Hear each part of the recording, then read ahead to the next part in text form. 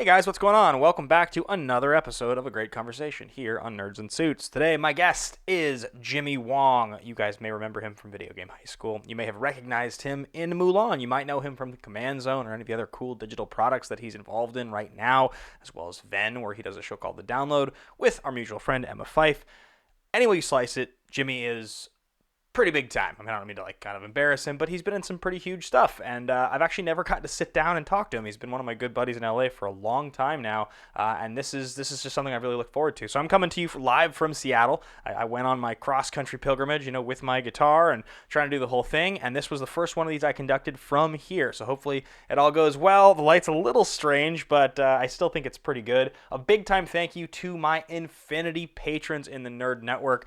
Lucas Shashek and Nicole Krafik. Thank you guys so much. And of course, look out for your name at the end of the episode. You'll see your name scrolling at certain Patreon levels. And of course, if you're a double diamond patron, you will hear your name at the end read out. So thank you to each and every one of you guys who is a part of this thing. Be sure to hit that thumbs up button before the episode starts. And when it's over, if you guys can leave a comment, that would mean a lot to me. Thank you so much for listening. Thanks for watching. Enjoy this episode with my friend, Jimmy Wong. How you been? I'm good. Thanks, Ben. How you doing? I'm doing all right, man. I'm back in Seattle, actually. I'm in our hometown right now. What are you doing back there? I drove here. Yeah. I drove across country. I bought my dream guitar, my all-time dream guitar. I did this whole thing, all the Nerds and Suits. It's on the other side of the room. I'm wearing. I shouldn't get up, but okay, all right. Maybe later. Maybe later. Maybe later on your Instagram or something. Yeah, it's good. I haven't posted a picture of it yet. Yeah, it's a 1960 Heritage Gibson Hummingbird. It's wow, that's a guitar. It's like a reissue, obviously, but it's amazing. but it's unbelievable. It's like really special. So I sold a ton of my Magic cards, combined with all of the Nerds and Suits fans getting together and raising money to buy it. So it was a special thing. So I brought it with me. Plan is to write the second half of my album, and that's what I'm doing here. Wow, that's awesome, man. That's great. I'm really happy to hear that. Going back somewhere else to write music, I think, is one of the keys for a lot of people that are trying to get, in the mood and not stuck in a writer's block. It's really hard to write music. So it's really hard. It's hard to find your inspiration. You kind of have to change your surroundings. It's actually one of the funny things. I mean, I know you've written quite a bit of music in your life, but I don't know how much you've worked in open tunings versus standard tuning on a guitar. But you'll hear it's a lot of fun. They're really fun. Just, wail on it and come up with a song, right? Because it's right. Almost press anywhere and it sounds kind of cool.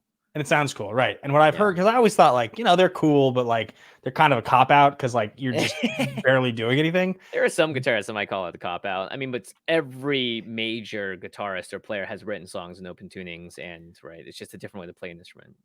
And what I kind of understand about it is that what you're doing is you're trying to just create an opportunity for it to sound different. If it sounds different, you might get inspired. Just the same thing as you're trying to create a different environment physically to be in. Maybe it sounds different. So I think a lot of people watching this and listening to this probably know you from all your various video projects, whether it's the Magic stuff, it's obviously being in Mulan, starring in a major role in the film. I don't know how many people are ever going to recognize me from that movie. Let's not kid around. I mean, I don't know, dude. I have way more Magic fans than Mulan fans. You know what I mean? I opened up my fans.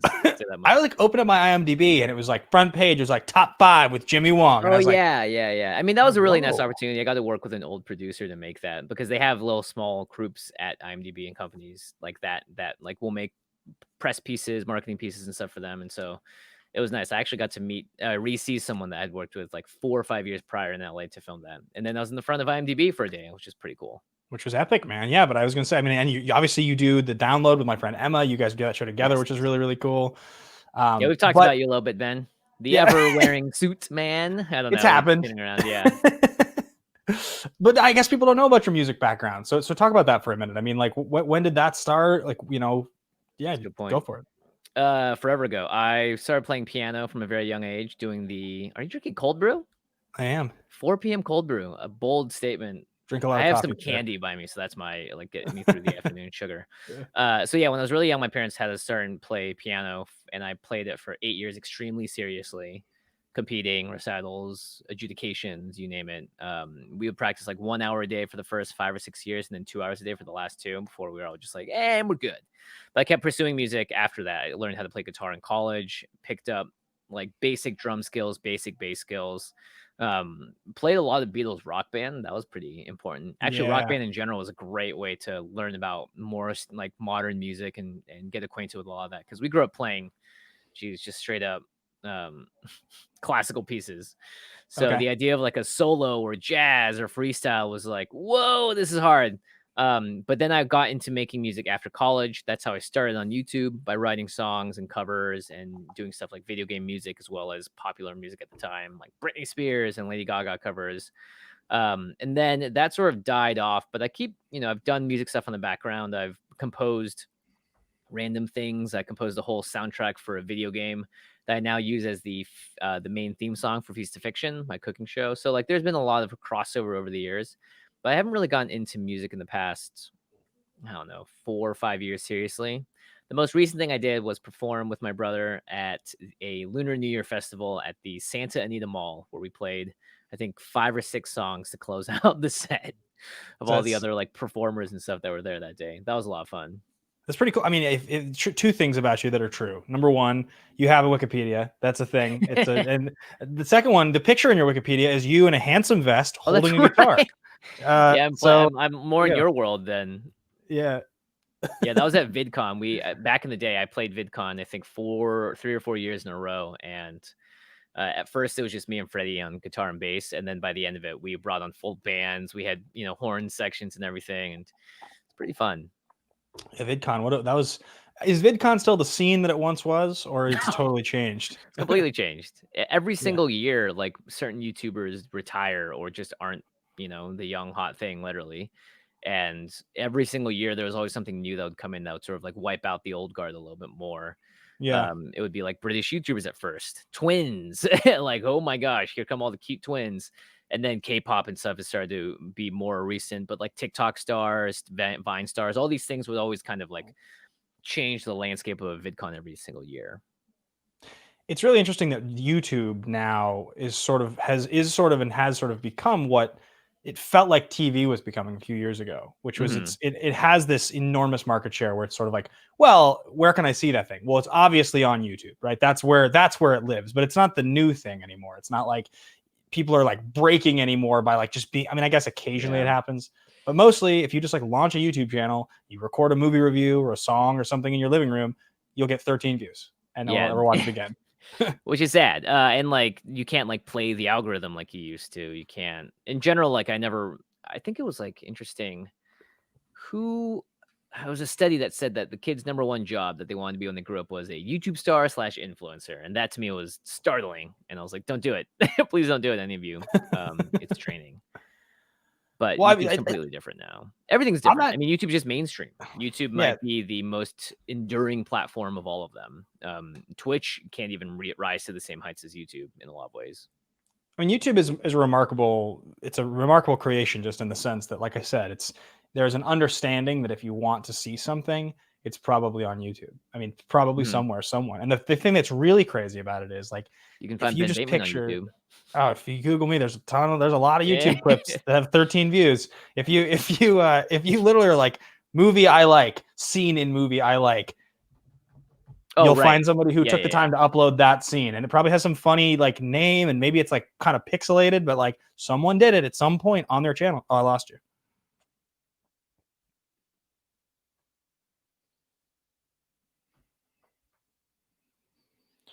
Sorry. I obviously offended you with what I said. I'm No, very sorry. I No. was trying to open up a new tab to look up something, which is there's like a specific rule on the internet, which is like if you can think it, it exists. Yeah, yeah, So totally. it's I kind mean, of it's along great, those lines. and YouTube is like it's crazy like that. But in terms of that world and the whole idea of creating content, but I think you're in this really, really specific and very, very cool place because you're a very big star in the connect to your fans world. That's like the schmodown kind of world that I live in, where I like Mhm. kind of know a lot of my fans on a first name basis, right? I know Command Zone is like that. I know Video Game High School had a lot of that really, really loyal fan base. For sure. But obviously, being it, you say like no one's gonna recognize me from Mulan. It's Mulan, dude. You're like you're one of the lead characters with lines in a Disney movie. It's a huge, enormous deal, but it's such a different kind of fame, right? They almost are like disconnected from each other. Yeah, I've found that the fans that you pick up from this thing, because I read all my messages, I always check my Twitter and just see what's happening and who's talking and taking the effort to talk. And a lot of the fans that are Mulan fans are the ones that um, come to you via the property as opposed to come to you first and then find out about something. Like a lot of times on Twitter, if I tweet about something that no one has heard about, then it's like, oh, Jimmy introduced me to this thing. So they're already sort of like following you for some other reason. They found you as the person and they follow you. A lot of the fans that are of the Disney DC universes, I think, are fans of the ensemble a lot. A lot of times you get tagged in these group posts and they're like really grateful for really wholesome things, like when we post pictures of us together as friends, supporting each other and goofing off on set, and just sort of these like behind the scenes tidbits. I think it contributes to the fandom that people have of these franchises to make them go like, oh yeah, they actually like each other. They're having fun. What a dream. That's so cool. They get to hang out with these stars, yada yada. And so I think there was like a nice wholesomeness to that part of the fandom, at least from the more passionate ones that I've interacted with. There are big groups of them from that, like say like Love from Brazil, right? They want to represent their country as well, and there's a lot of that. So I think that's a big part of those larger fandoms, where you as the individual person might not get sought out because you're just, after Mulan, they're gonna love the next Disney major movie or the next big thing, right? And they're they're more a fan of the universe than the individual thing. So you just don't have that same connection, like you said, where I won't know them on a first name basis. I know that like they're called like Disney fans Brazil or like, like whatever it is. But it's interesting how major media is so much more influenced and impressed by you being in Mulan than they are by any of the other stuff. But it's only old advertising media. It's not actually people who are like locked in, right? It's like old school television executive media sees like that one thing and you're all of a sudden castable and legitimate in like huge things versus a huge podcast with like millions of fans. It doesn't even compare, right? I mean, what we found is usually the only way to have older people like understand what is going on is for their kids to tell them and why it's important. Like I've heard so many stories where people were like, "Oh my gosh, I love Ryan Higa. I got to tell my dad about it," and their dad is like Steven Spielberg or like someone major or like an old, or an older executive that just doesn't know the world. And then all of a sudden, it's like, yeah, my company is now getting into digital content, and my kid has helped me taste make a lot of these things. Yeah, that is a really interesting part of it, and I think that comparison is, it's kind of, you're one of the few people I know that actually has lived successfully in both worlds. Now you actually done both things, right? There's like that's really hard to do everywhere. No, I'm just kidding. It's really hard to break through. Some things stay the same. I'll say that much. There's a lot that changes, but certain things stay the same. You also had the incredibly unique distinction of being one of the only movies I can think of that had a premiere but didn't have a theatrical release. I got my invite to screen it. I think that the screening I was going to go to of Mulan happened 4 days or 5 days after everything shut down. But the premiere was Wednesday, if I recall, or Tuesday or Monday or something. That might be the more memorable part of the whole thing for me, is just how, it happened in the 1 year that I think everyone in our generation has to point at is potentially, just is going to be one of the most important years of our lives. I doubt, honestly, unless things are like going to be crazy all the time, 2020, just for so many reasons, after having me now live 33 years of life without a pandemic, is just going to be one of the most impactful years ever. So having that happen, walking out on stage and kind of like thinking in the back of my head, like, I did kind of shake a lot of hands at the thing today. I saw a lot of people. I was up close to them interviewing. Like, I hope no one was sick. And then days later, just everything that I'd been thinking about and preparing for and expecting for the past 2 years, because I filmed Mulan in 2018, just getting turned completely upside down. So that's maybe why I have more of like a woo. It was not what it's not as amazing as it may seem, just because it's in one of the craziest years of my life. Well, I think also, like I mentioned just a second ago, the idea of sort of being castable. That movie's supposed to open, the world's supposed to see it, and then that's where all of a sudden the people that see you in the 2 years of projects that you're filming, you get cast because they'll see you in the movie. Yeah. Right. But it's like, it's literally for an actor, right? Like that's this single moment. Because think about it this way: had the pandemic not happened, movie would have opened like normal. Who knows, the numbers would have posted, but it wouldn't have been a controversy as much as it had been, right? Like when the internet had 6 months to sit there and start crystal analyzing this down to every single facet of the details that I had no idea about. Like the backlash is going to be different. Everything about it's going to be different. So regardless, I think it ended up being, in a lot of ways, more memorable because of this entire thing than was expected. And typically, as a company, you'd probably be like, yes, I want more memorable. but that's like the monkey's paw doing the thing where it curls a finger. It's like, I want this movie to be the most talked about movie in the world. It's like, careful what you wish for, buddy. Yeah, do you? Yeah, exactly. It's a very unique year and an interesting year for a lot of reasons. And I think what you say is probably dead accurate. I hadn't really thought of it as being the most important year It's got to of be. What my life. some crazy stuff has got to happen, man. This is the fourth year of having Trump as president, right? The pandemic hitting at the same time, unemployment just shooting through the roof. Like, look at what's Yeah. happening. This is like the kind of landmark year that also was spurred on specifically by a pandemic. It was like that the oil was all on the ground. Someone just needed to light a match and throw it on it. And that's what the Yeah. pandemic was for America in a lot of ways. Yeah, it's been insane. Have you had a lot of friends that LA friends you've known in the industry for years that have left during the pandemic? I will say that my parking garage is getting mysteriously more empty by the day.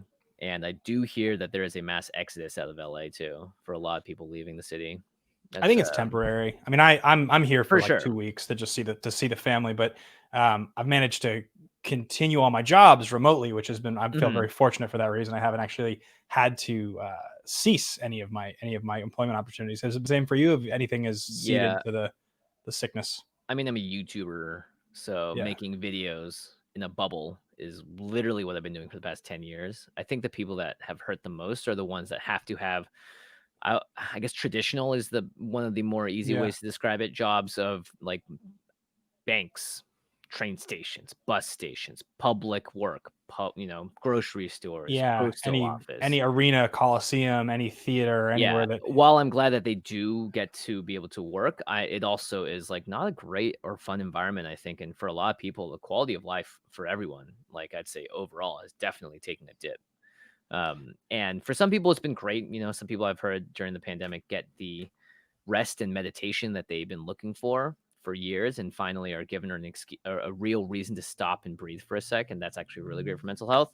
But I think a lot of people just don't have that luxury of like thinking so much about how they're doing when they have a family to feed or mouths, at the table.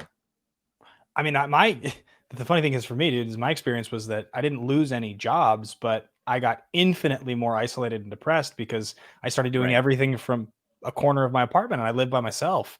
So Yeah. like the few block, and this is everything. This is every one of these interviews. This is every pitch meeting for cast. This is every Schmodown match, every commentary show, Mhm. music, all of it is like this little sliver. It's all just by myself.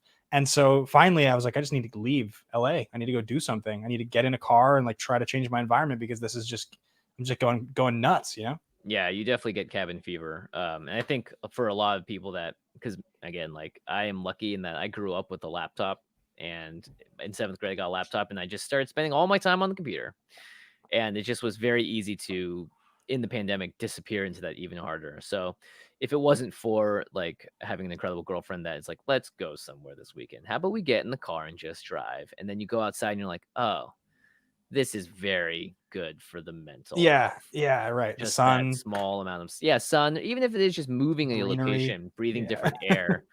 breaking the pattern up. Because I think it is easy for people to get stuck in patterns, and it's typically when things begin to decline, just across the board too. Yeah, it's been sad to see the amount of depression. A lot of the stuff we do here on Nerds and Suits actually is we do these Monday streams, and it's about positivity. The whole Mhm. entire premise is just sort of like try to encourage people to have positive aspirations, goal Right. setting. The Patreon tier that we have set up is I actually check in with the patrons on Mondays on Oh, about that's amazing. their goals. We do like one-on-one check-ins because it's like I know how hard it is for me, but I've actually found checking on people's progress, whether it's stretching more, drinking more water, saving money, losing weight, just checking on their progress has motivated me. It's one of the few Right. things I can actually point to that every week on Monday, my week gets a little better because I just feel like that surge of positivity. So whatever people can do during this time, it's very, very important. It's hard to do. Yeah, and one of the most important things is to prove it to yourself. Like other people can tell you something and you may or may not believe it, but when you prove it to yourself, it's pretty hard to say, that's wrong or right. So I think a lot of that checking in and positivity is pretty important stuff too, just because you can't really lead someone else if you are not abiding by the words that you're telling them. You're going to be a false prophet in a lot of ways. So being able to live that yourself and keep your own progress up as a result of checking in other people's is a very natural thing, and it sounds very healthy. The the name False Prophet brings to mind, I think, a white magic card. It's a rare, I want to say from Urza's Destiny. We can Correct do me a if I'm quick wrong Google about over that. here. A false prophet magic. I By the way, thought what cards did you so. sell for your hummingbird? It is from Destiny, right? Urza's Destiny, And correct? it's a white card. Does it cost 4? Does it cost white Yes, and 3? it I is. don't remember what it does. Probably something Oh, it's about like actually kind of it's a bit of a it used to be a commander like cool played card. It's when it's put into the graveyard or when it dies, remove all creatures from the game. I believe it exiles them. that's right. Yeah. Yeah. I sold tons of stuff, man. I sold expeditions. I sold all my fetches. I sold everything I owned that had a value over $5. Cool. So I did this once before. Actually, sorry, I take that back. I invested in like a ton of reserve list stuff like 2-3 years ago. That's all still in a box. I haven't touched any of that. But It is the all of reserve list my set. all my played stuff, all my like fetches, I just proxy everything at this point because like playing physical Magic is. I mean, even if we're playing on like a stream, It's EDH tough or when something. people are not making as much money and fetch lands cost what they do, and it's like, oh, your friend just has them because he does. Oh, your friend's Jimmy Wong, he just has fetches, or your friend's Ben Bateman, he has fetches. It's like, oh, well, I'm not going to tell them to not play with them. You are put in quite a sticky situation as a gamer. I think as long as the majority of your cards are real, or you make an effort, Yeah. and make reasonable choices, right? Because like at the end of the day, it's not like someone from Wizards of the Coast is going to look at me like, Jimmy, how could you ever say that? It's like, it's a hobby. If they want to keep playing it, you're happy if they're contributing half their amount rather than zero. So just, Yeah, for you know, sure. it's And one of for those me, like, weird worlds. the great thing about Magic as an investment is that sure, like some people will buy very expensive cards. You want to spend a few $1,000s or even a few hundred Yeah. dollars on a card. That's a special A cool investment you made. foil. It's like fun. You get to play with it. Looks great. And that's why we did it in the first place. That's why we started playing in the first place. No Yeah. Magic player, right, that still plays today, I believe, like very, very small percentage started from 100% proxies. I'd say almost every single player started from as many real cards as possible. And then over the year, that number changes because they'll buy proxies or buy altars that have cool prints on it. Like they'll find other ways to play with their cards and still feel like it's a game for them. Yeah, for sure, for sure. What I was going to say is I think about all the years I spent buying Magic cards, and usually you're spending between like $12 and $25 at a time on like a draft or Mm-hmm. one card. So when you look back at liquidating a big chunk of it to buy a very expensive instrument, it's not like I can remember investing $1,000 in a set of golf clubs and then getting 500 for it. It's like I I see, got all yeah. these years and hours of play experience, and so now I take these 250 cards and I turn it into my dream instrument, which I wish I had handy because I would love to show it to you, but Yeah, and it's on hey, the other no, side of the bed. again, I'm sure it's gonna be on all your socials, which, everyone listening better follow. Yeah, exactly. Need So, more than but 13 views, man. yeah, I hope we get more than 13 on this video, Jimmy. I I feel hope so too. Otherwise, hey, they are the lucky 13. they're lucky 13. Yeah. Yeah. So, but we're talking about Magic. Obviously, that's one of the places that you and I, have a connection. I think it's technically where I met you. I might have met you before we actually were working on Yeah, Magic we stuff might together. have, like, maybe it's some Kess thing right beforehand, but I think Magic was definitely the first time that we all got well acquainted with each other because we were both doing Yeah. podcasts. Yeah, you guys launched the Command Zone, and Alex did the Masters of Modern about 7 weeks before I got on board. Yep. So he always gets the distinction of launching the show, even though I've done like 300 shows with him. Glenn Jones too. Yeah, And then Glenn went exactly. on, of course, to work for Wizards. So Yeah. So we've both been doing the podcast game with Magic for a very, very long time. What have you noticed is different? What has changed for you in the time since you started the podcast to now yeah, in I mean, that podcast game? Like everything. Magic is massive, even bigger than when we started. And when we started, I heard a rumor that Magic had just gone through 4 years where they like doubled in growth each time. I was like, what? 4 years of just 2, 4, 8, 16 or whatever. yeah, that was So like 30 million players back then or something like that. yeah, so there's a lot of people playing Magic now, and the one thing I've noticed is, boy, are there a lot more product releases than there ever have been. Yeah. Supplementary product around the board. In a lot of ways, it is making the game better because it can supplement Commander, which is now recognized as the number one played format, and I think by a large margin outside of Limited and Standard, I think might be up there. But it's gotten way bigger. The products have gotten more refined, better designed, and Wizards obviously has just been making a lot more money, and that's what Hasbro purchasing Wizards signifies. You don't buy a company and not try and have it churn out profits for you every year because that's how a conglomerate like Hasbro works. So I think that's been a huge focus. And the game's integrity has been recently very much called into question with new promos, the Walking Dead ones. Um, we talked about it on the most recent episode of the podcast. So that would have been released the week of 10/13. There's 13 again. But I think like the game itself is healthier than it ever has been, even though it has taken a lot of setbacks with people and belaying what modern's been for the past 4 rotations or something. There's been a lot of, I think, growing controversy because there's space for it as the crowd of people that plays it gets bigger and bigger. But at the same time, we never hear from the 99% of players that are out there that aren't on Twitter or Instagram or listening to podcasts that just play the game and make rules mistakes all the time, but it doesn't matter because it's fun. So Magic is still a really big game. I don't think we have a good representation of it online necessarily. But we do have a way more content than ever before, and we are a huge part of this wave of content creators. Is all part of helping the tide of Magic grow bigger and bigger. So that's sort of where we're at. You feel like a little bit more of a bastion for the game, and it's huge. Like you're like a huge like focal point. You're like a face of Magic now. When you started, it was just sort of like a fun. I'm definitely a face of Magic. I mean, like I've done official promos with them. I help them hype up products. I also have hosted tons of public events with Josh, where we'll go out as our podcast, the Command Zone and stuff. And you've been a part of that too. You've done similar stuff. So like, there's tons of that where I think like all of the content creators are molded in the older form of YouTubers, which are like true influencers in a lot of ways, like people that people look to for a certain field, like makeup gurus almost. And the drama, fortunately, isn't that crazy. And like it or not, Josh and I have found ourselves in a position where we get to make the show Game Nights because Wizard sponsors it. If Wizards didn't sponsor it, no show. Absolutely no. We would not be able to hire the editors and have them, and everyone work as long as they have to make that happen. So like as a result, we are in this position where we are both officially sponsored on a show like Game Nights, but completely independent on our podcast. So it's a really nice balance because we get to make a show that we love and do the thing we love most, which is instill the spirit of what Commander is supposed to be about for players. And we get to talk about the strategy and discuss things that may be controversial about rulings, banned cards, Walking Dead promos, whatever on the podcast. And so I'd say we have a really healthy relationship with the people we work with because we would never put ourselves in the position where we couldn't say something, we would be like, no, we're not going to do that. Right. We'll figure something else out. So that's where it's at. I'm now a bastion, I guess, for Commander in that I just want everyone to have fun and be nice to each other and play a little faster. Do you know that I play every week now, Commander? No way. Who do you play in Spell Table? Alex and I, we're doing a Monday. We've been doing a Monday night stream for 2 or 3 months during the pandemic. I'm surprised I haven't heard about this.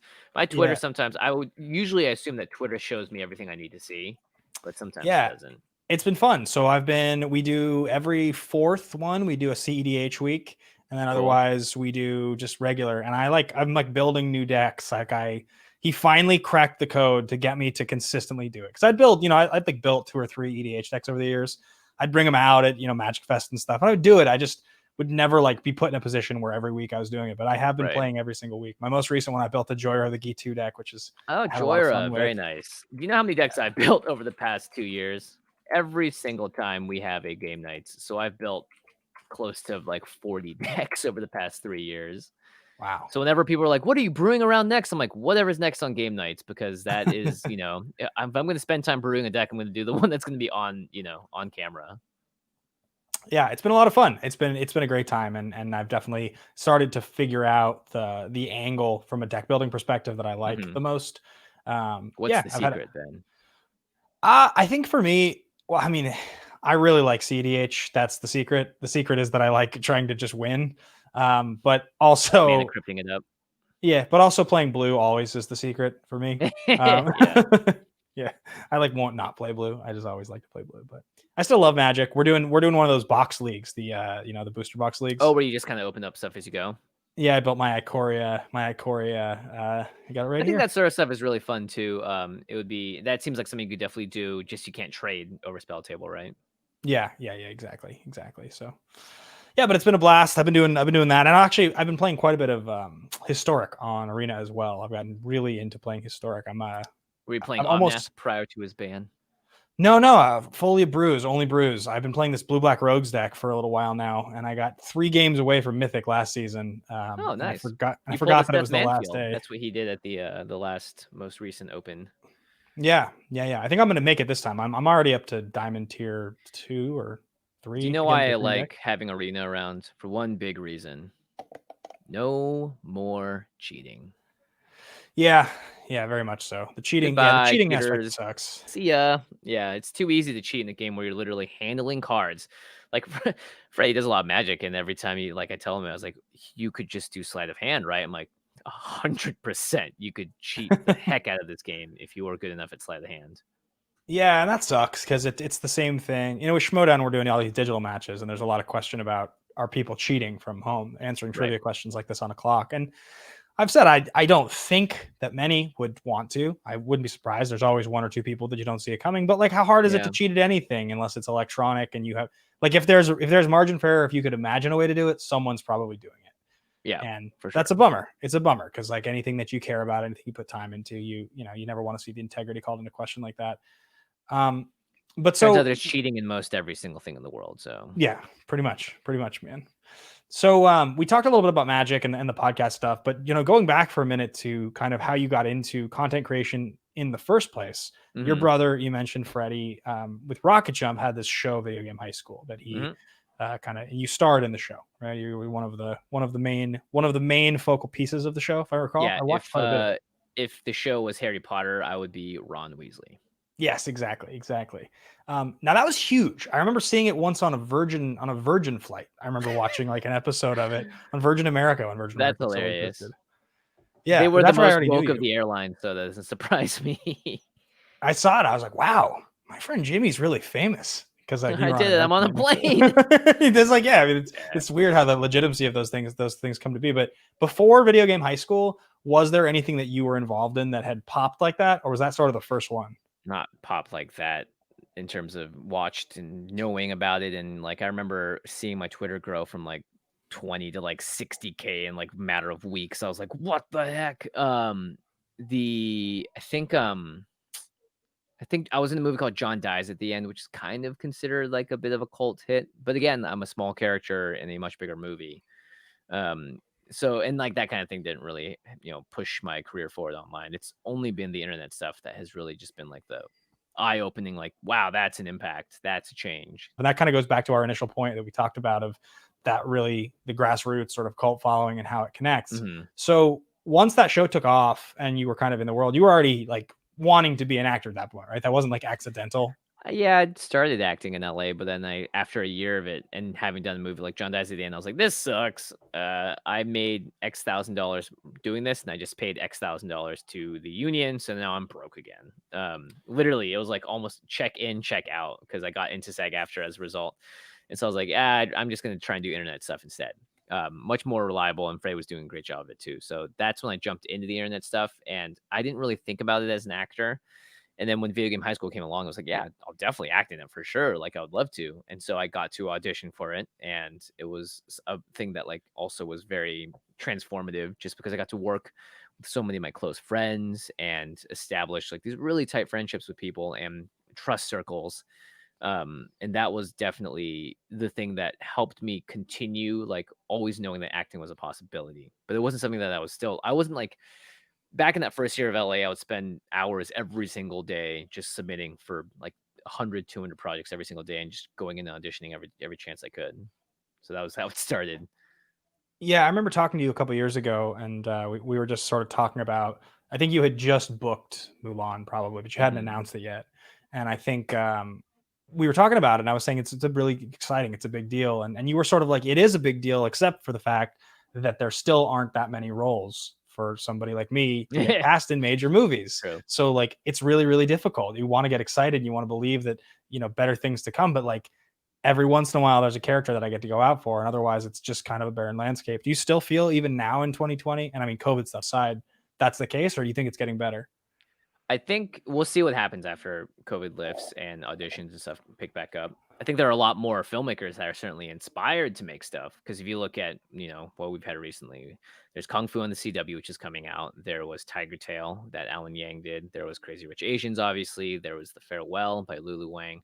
There was Searching with John Cho, right? There's been a bunch of projects, way more than before. Now, still very small number compared to everything else, but there's a bunch of them that have come out, which has been great. So I think like those movies will continue to get made, but a lot of them right now aren't, on the scale of any sort of major blockbuster outside of what Mulan was. So a lot of them are oftentimes like retellings of a personal story or something that feels very intimate. So as a result, that's the kind of filmmaking crew you have around it too. So I don't know. We'll see after this thing passes. I just hope that I know that there are a lot more inspired people out there. I'm curious to see what they're gonna do. And if they decide to make a bunch of awesome projects, then great. I'm down for it. But it's hard, right? You still got to find writers. You still have to figure out the logistics of making a movie. So that's a lot of work. Yeah, I just believe it or not, just for the first time the other day, watched Harold and Kumar Go to White Castle. Speaking of John Cho, Yeah, great movie. and it's very funny. I mean, it's like a dumb early 2000s comedy, but definitely Oh, has some it's good real laughs. dumb. But I thought the thing that was so interesting was that you have this comedy that's kind of revolutionary in the sense that it stars an Asian guy and an Indian guy in the leads, and it's a big like Adam Sandler style, just like Asian big guy gets the cast. girl too, notably. Yeah, they're the stars, like they're the heroes of the movie, but they also throughout the movie get made fun of for their nationalities in a way that if this movie was to star two white characters, there wouldn't be any of that. They would just be the True. two white lead characters, and they would still get the girl, and they would still beat up the bullies, and they'd still save the day. And I thought it was so interesting. Like this movie was very revolutionary in its time for that reason, but also they couldn't get away with it. They couldn't just be like, we're actually just going to make it starring these two guys and not make it about the fact that it's an Asian guy and an Indian guy. It had to be about that. Otherwise they wouldn't make it. Yeah, I think it's funny because at the end of the movie, it's about breaking those stereotypes too, and like I think that was like a cool thing for a lot of people to see, and like, oh, that's nice. It felt, especially at the time, really forward for what it was doing, and that was neat. And then I think in retrospect, it is true that like if you don't define their struggle by their race, it's hard, like for I think a lot of audiences to even grasp onto it necessarily. So I think like the movie still holds up really well, but it's interesting to see the fact that, like it has to be such a big part of the storyline. Like you would ask yourself, like if it was a bunch of white guys, would it be their nerdiness that got made fun of or their inability to do Yeah. something or like what downside of it would be represented if race wasn't an issue? Because they had to be sort of plucky, underdogs in some sense. So yeah, Yeah. maybe it would be they were nerdy, or maybe they'd be heavy set, or there'd be some reason they were deciding to clown on them. Otherwise, probably Yeah. the script has to just be a different script, and then that movie doesn't really work. As I sit here looking at the window, and the sun actually, believe it or not, is actually coming out, which is shocking. It's the first time since I've been here. Yeah, my mom's telling me it's been raining like crazy, so. It's been horrific. Do you ever miss it here? Because you're from Seattle. For those of you that don't know, Jimmy and I are both from the Pacific Northwest. You're still a Seahawks fan, right? Oh, heck yeah, man. 5-0 start. Are you kidding me? I've watched every Crazy. single game this season. Russell Wilson is just an absolute MVP. So He fun. will most assuredly go into the Hall of Fame. And really excited about DK Metcalf as well this year, who looks just like a monster out there. He does, man. I do miss certain parts of it. I don't miss what you're going through right now, which is endless rain. But even then, it's really refreshing, and it smells alive, and the trees are everywhere. And in LA, I just feel like I'm getting fried to a crisp every day, just more and more. So there's a little bit of that here. But generally, I think like the idea of travel has been put so far back in my mind that I don't want to miss places because it feels even worse knowing that I can't actually go there. Yeah, that is one of the strangest parts. That's probably one of the thing I thought by the time pandemic hit, I was like, I'm getting pretty burnt out on this travel thing because I'm on the road a lot. Like during the year Yeah. between Magic events, Schmodown events, and Kess, it's like 120, 130,000 miles a year, and it's almost entirely domestic. Yeah. But I miss it. I don't miss that much, but I miss at least 30% of the travel. I mean, like I stayed in a hotel on the way driving back here, and I was excited about it. I was genuinely excited to like stay in a hotel. I was like, I get this Hilarious. yeah, I know, totally, man. But there was like an experience to it that I like have gotten kind of accustomed to, and I sort of miss. But yeah, anyway, the Pacific Northwest stuff, it's just what you remember here. But I never think about coming back. Not because I don't love my family, not because I don't have fond memories, but I just couldn't do it. I couldn't do the gloominess and the rain all the time. It would just. I've been here for like 5 days, and it's already just murdering my soul. That's funny. Yeah, I mean, my parents are looking to come down to the LA area. They have a place Yeah. to stay down here, so that is something that I look forward to them doing very much so. What's the update on your film Wish Dragon is going to be coming out? It's a 2020 project, correct? It says 2020. It may only release in 2020 in China, where the movie was a co-production with a Chinese company, and the piracy that way is a lot different, right? China will be able to pirate movies if they show in America on digitally first, but America is not going to China to pirate the movies there. So I believe, and this is me just speaking entirely out of speculation. Apologies if I harm anyone. I believe they want to release it first in China, and then at some point in America, they'll have it come out here. There's actually another movie that got announced in between that movie, my movie, Wish Dragon, coming out, which is Kuya and the Last Dragon, which is a Pixar story about a Southeast Asian girl and a dragon. And Okay. my movie is Yep. called Wish Dragon, which is about a kid from Shanghai and a dragon. Even though the storylines are very different, it's kind of got that Ants Bugs Life vibe, Yeah. Yep. Yep. Yep. Armageddon, Deep Impact, Good examples. Yeah. Volcano, Dante's Peak. Illusionists, and The The Conjurer. Prestige. The Prestige, yeah, not The Conjurer. Yeah, The Illusionist and The Prestige. Prestige, by the way, was much better. So Much I don't better. know what they're playing for the U.S. markets, because that does seem kind of awkward, and I don't know if that's something they think about. But I haven't heard anything about it released in the U.S. yet. I just have seen the posters for it. That's definitely coming out in China. Stacked cast. We spoke about John Cho. He's also in there with you. Yeah, he plays the dragon. Yeah, but I mean, really, really, really great cast. I think even some people in there. I wanted to say that I had interviewed. I think I interviewed William Lee once. Oh, nice. I never got to meet him, but he seems like a really nice guy, and the director really liked him too. Yeah, I think so. I think he was in. What's it called? The Rock. Not Rampage. Probably the other one. Oh, I was like, The Rock with Sean Connery? Nah, it's one of my favorites. No, William Lee. I think he was in the Skyscraper. Was that what that movie was called? No, he was in Rampage. I just looked it up. Okay, I was wrong. It was Rampage. Yeah. It was. I saw them both the Rampage. same year. Yeah. I saw them both the same year. True story about that one. I think I screened. This is the height of me believing I could literally do all the things and never have to give up anything for jobs. I screened Rampage. I got out of the screening at whatever 9:30. Recorded my interview. Drove to the airport. Got on a red eye. Flew on the red eye overnight to a meeting in Dallas that I had at 8 a.m. Wow. To present hoops for Kess. But went to the wrong Texas city. I flew, I think, to Dallas instead of Houston. Did you have to get another flight? Yeah. So I show up, I land. I realized that I was on the wrong flight just after it took off. So like one of the flight attendants was really nice and she helped me figure out. And she's like, well, if you land, you might be able to get on this other flight that flies to the, I literally landed, ran across the airport, bought a ticket, flew from Dallas to Houston, got in a cab and got to the meeting on time. It was a total disaster. And it was a good reminder to never try to do some garbage like that ever again. Screening Rampage was not worth it. Yeah, it's also Rampage. It's not. If it was like Tenet or something, maybe make an exception. But have you seen Tenet yet? Yes, I was very lucky to have gotten a influencer type invite to see it in an IMAX theater with very safe social distancing guidelines in their IMAX theater down in Playa Vista in LA. Yeah, I love that theater. It's the one experience in a movie theater. I drove to Irvine. I put on an N95 and I bought an 11 p.m. screening. It was like a month and change after it had come out. And it was a huge IMAX theater, right? And it was like nice. 13 people in there or something like that. There was no one within 15 feet of me. And that's the only movie I've seen in the theater. It was just a bizarre movie. I still don't really know what to make of it or what even happened. It followed in a lot of Christopher Nolan things, which is just a lot of great tension building moments and something epic. This feels big. This is important. And then a nonsensical final action scene that is just a lot of people running around with no sense of scale or time, literally of scale or time specifically. I had to it's the kind of movie where you got to watch a 13-minute YouTube video afterwards about what actually happened and, the timelines of these people and all of that stuff.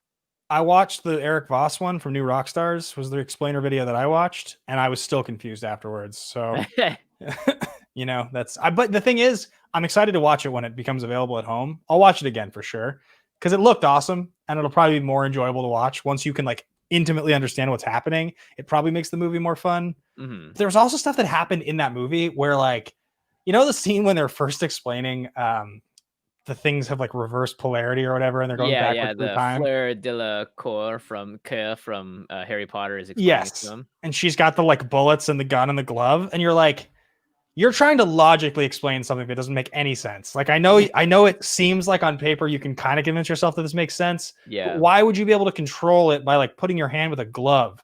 How does Over that it, make any yeah, and sense? thinking about time travel, and it travels. Yeah, there was a lot of that movie which was just like, "Just go with it. Just let it happen." And by the end, I was like, "I'm tired. My brain hurts." And I don't think it was worth it.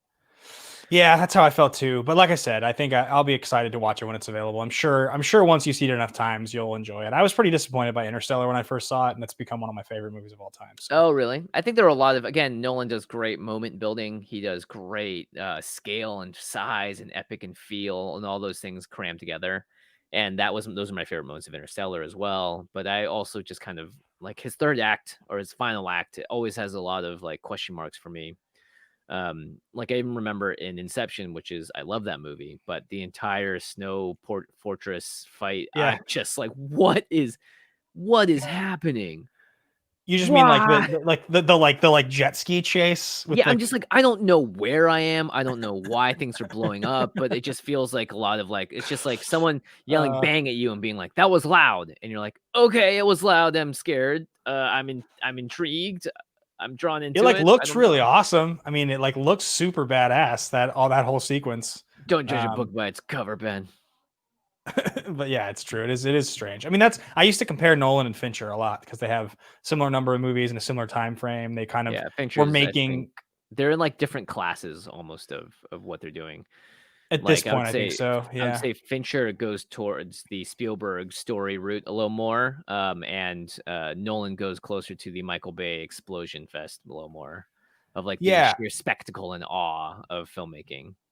I think they've made similarly iconic movies and have had similar impacts with their careers. I would argue there's even in some ways that Nolan has been more impactful.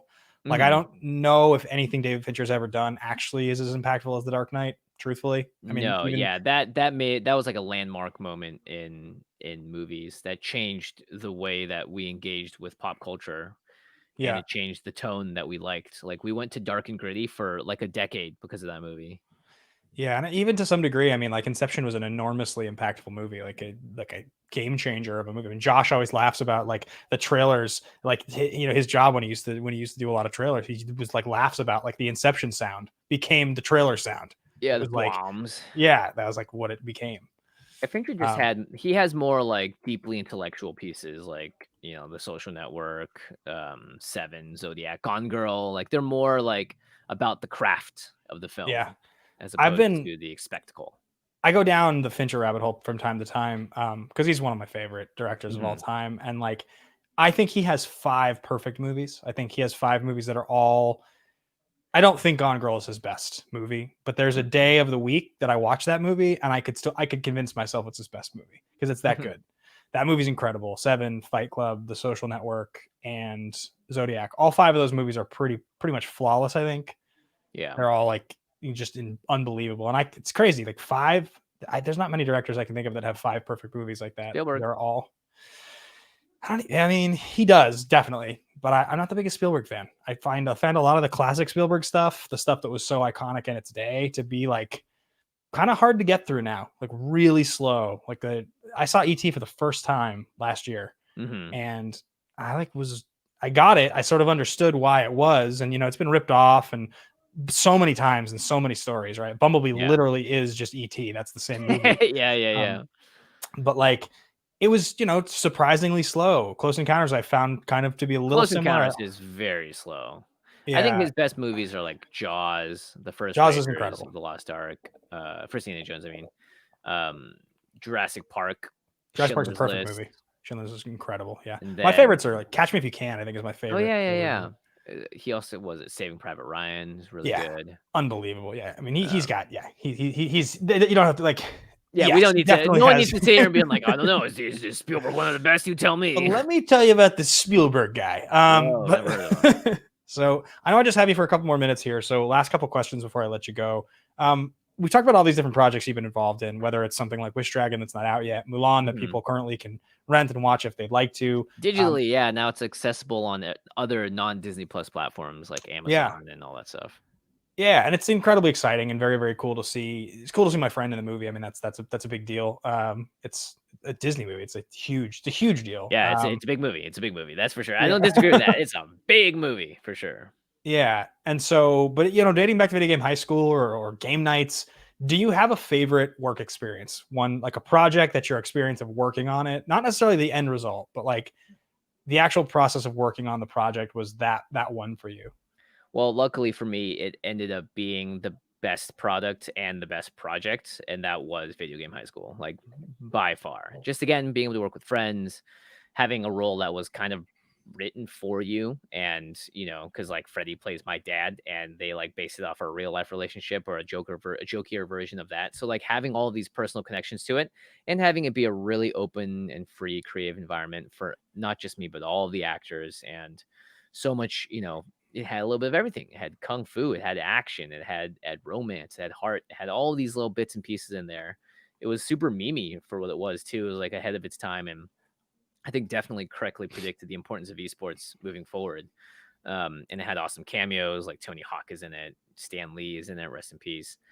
So there's a lot to that project that made it just the greatest in a lot of ways, even though I wasn't even in every scene. I think like the main girl characters is named Jenny, and I think my character literally has like 3 lines to her in the entire show, like, or something really funny, just because like our storylines never really clashed or crossed.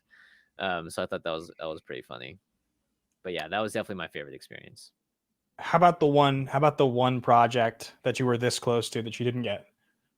That would be Nightcrawler, which is a movie that has Jake Gyllenhaal No and Riz way! Ahmed. Yeah, You I were got really really the close to character? getting the Riz Ahmed character.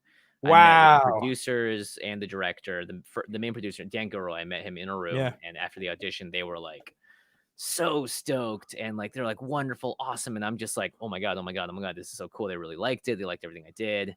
And I didn't hear back for 3 weeks, and I just like had a mini mental meltdown, and I learned it went to a British guy named Riz Ahmed. Wow. Yeah, he is good in the movie. So He is for sure. they estimate a good choice. That's brutal. That's a phenomenally good movie. Yeah, I know. Yeah. It's a cool movie. I mean, I think Yeah. Riz is great too. And then of course he went on to be in Rogue One. Like the guy's got a great career ahead of him. Yeah. Yeah. I don't have one of those that I got really close to. There's a bunch of projects that I read for that I, was a cool experience to be involved in. I read for Archie on Riverdale. That was pretty cool. Oh, cool. Nice. I played 2 songs in the audition, I remember. But by the time they were casting it, I was too old. I mean, I'm a pretty big dude, so it's hard to cast me as high school when I'm like 28. It's also those types of roles for the CW, for the heartthrob type things. You got to be a very special looking type of human to like cross that threshold into so pretty or almost fake territory. Yeah. If that makes sense. Yeah. It's kind of bizarro, those humans to me, even though I'm sure they're all wonderful, lovely Look, people. man, that's what I thought I was until right now. So I'm just kidding. No, but hey, for what it's worth, I will never play an Archie character or even get the chance to play Archie because that just isn't in the books. Yeah. Until I decide to do it myself, Yeah. Well, for me, there's hopefully there's plenty of rope ahead. But Jimmy, I really appreciate you. I appreciate you coming on the show and doing the interview. This will be a lot of fun for people to kind of learn a bit more about you. Where can they find you? What are you working on if they want to connect with you online? Easiest way is just at JFWONG. So that is just my Twitter, JF Wong. I think I can actually edit it. So if anyone's watching this, boom, there it is. Yeah, it's in the description as well. So no, they're gonna look at the video and find out in the last 2 minutes of this thing. Yeah, I usually talk about everything on Twitter. I'm also on the new network called Ven. If you go to twitch.tv/watchven or just look up WatchVen on VEN like Venn diagram on YouTube. We stream Wednesdays through Fridays, and I'm on a show called The Download from 4 p.m. to 6 p.m. And this will probably be the schedule, I think, throughout the rest of the year. But I'm not sure. These things we're testing a lot of stuff and moving stuff around. But it's a video game news network as well as entertainment and streaming. So check it out. It's a lot of fun, and the hosts are all great. It's a good product. Obviously, it's cool. It's cool to see my friends, my worlds cross Yeah, I get to over. wear as So. many suits as you do, Ben. Yeah, That's you that's look good. You look handsome, thanks. dude. We It's a have a good look for you. great wardrobe person named Roberto who's killing it. Yeah, Van Glam team. I see Emma tagged them. Yeah, the So Van Glam team. That's right. Yeah, everyone on yeah, the team. Yeah, they're all yeah, great. yeah. I love them. Excellent. All right, Jimmy. Well, thank you so much, man. Enjoy your day, and I'll be looking forward to all your projects. To Wish Dragon Thanks, when I can Ben. watch it. Thanks. So, Yes. Well, yeah, maybe we'll watch it together. that'd be fun, man. We got Who to play some knows? music. That's what I'll do. I'll hit you when I get back to Oh LA. We yeah, got to yeah, play for some sure. music together. Yeah, yeah, That'd yeah. be fun. I just Yeah. bought a cajon, so I'm down. Oh, very cool. Very cool. Yeah. All right. See All you, right. dude. See you, buddy. And that wraps up another show here on Nerds in Suits. I hope you guys enjoyed hearing from Jimmy Wong today. Interesting story from Jimmy. He's obviously someone who's done some pretty awesome stuff these last few years, and it definitely seems like he's going to do some pretty big stuff these next few years. So I definitely enjoy getting to talk to Jimmy.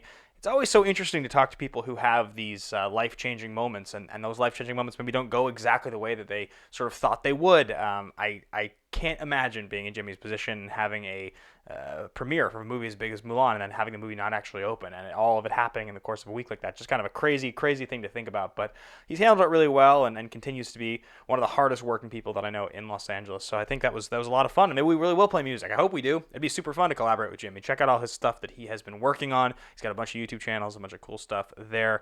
A big time thank you to all of my Double Diamond patrons here in the Nerd Network. We've got Philip Gustafson, Jake Yacovetta, Jeremiah Morris, Thomas Goslin, and of course, AJ Lancaster. Big time thanks to each and every one of you guys. Thank you so much for watching the show. Be sure to leave a comment, please. Each and every one of you that are watching the show right now, as soon as this video wraps up, just leave a comment below. Just write something, anything nice. I'll respond to it. I very much appreciate you guys watching the show, and that really, really does help grow it. If you haven't already hit that subscribe button, please do, and check out patreon.com/Nerds and Suits. If you're interested in becoming a part of the thing, there's a bunch of cool stuff going on there. Schmodown, practice hangs, there's obviously the music stuff, studio diaries going on there, a bunch of really fun stuff. So thanks for watching the show, guys, and have a good one.